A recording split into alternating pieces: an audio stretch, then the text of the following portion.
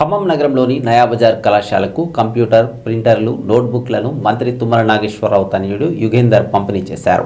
వరదల నేపథ్యంలో కళాశాలలోని వస్తువులన్నీ తడిసిపోయి పాడైపోయాయి. దీంతో విద్యార్థుల ఇబ్బందులను గుర్తించిన మంత్రి తనయుడు యుగేందర్ వాటిని సమకూర్చడానికి ముందుకు వచ్చారు.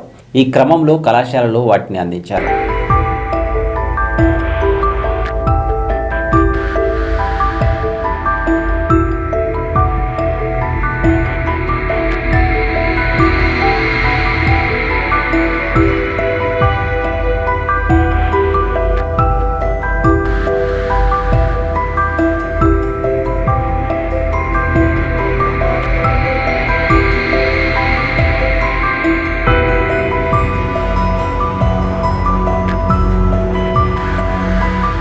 ఇక్కడ ఉన్నటువంటి ప్రతి సమస్య, ఇక్కడ విద్యార్థులు పడుతున్నటువంటి ప్రతి ఒక్క అవస్థని గుర్తించి వాళ్ళకు కావాల్సినటువంటి కార్యక్రమాలు చేయాలనే సంకల్పంతో ఈరోజు అంకురార్పణ చేశాం.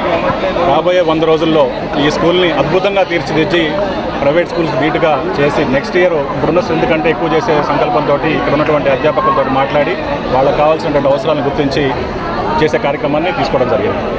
అదేవిధంగా ఖమ్మం పట్టణంలో ఉన్నటువంటి మిగతా 13 డివిజన్లు కాకుండా వరద బారిన పడుతున్నటువంటి ప్రతి ఒక్క స్కూల్ని బాగు చేసి పిల్లలకి గవర్నమెంట్ స్కూల్స్కి వెళ్తే మంచి ఫెసిలిటీస్ ఉంటాయి అనే కాన్ఫిడెన్స్ క్రియేట్ చేసి వాళ్ళందరినీ కూడా గవర్నమెంట్ స్కూల్స్లోకి రావడానికి మోటివేట్ చేయాలనే సంకల్పంతో పనిచేస్తున్నాం.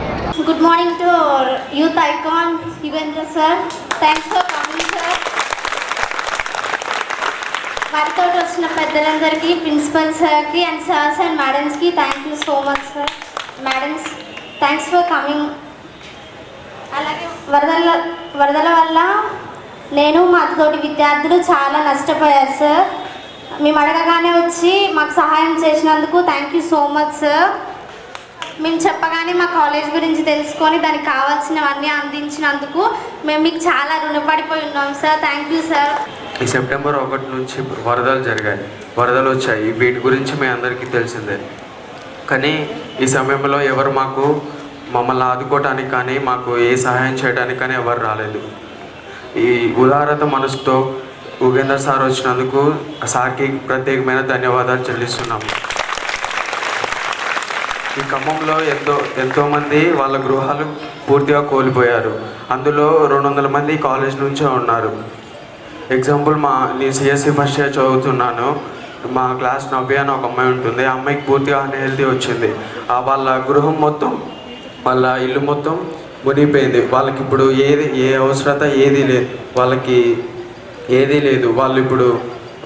వాళ్ళు వేరే వాళ్ళ రిలేటివ్స్ వాళ్ళ ఇంట్లో వాళ్ళు